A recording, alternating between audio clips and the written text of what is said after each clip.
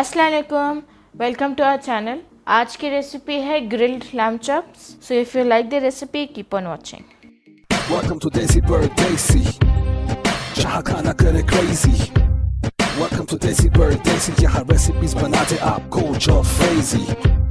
इस रेसिपी के लिए हम यूज़ कर रहे हैं 800 grams lamb chop, 1 tablespoon vinegar, 1 tablespoon meat tenderiser, 1/4 teaspoon जायफल, half teaspoon black pepper, half teaspoon salt, half teaspoon red chilli flakes, 2 tablespoon olive oil, half tablespoon ginger and half tablespoon garlic. सबसे पहले एक bowl के अंदर हम सारे मसाले डालेंगे। ऑयल डाल दें पहले, vinegar, salt, black pepper and red chili flakes, meat tenderizer and जायफल, ginger and garlic, और इसको हल्का सा मिक्स कर दें।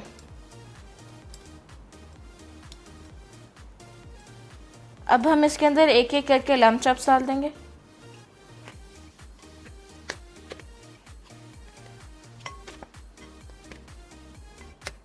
और अब हम इसको मिक्स कर देंगे।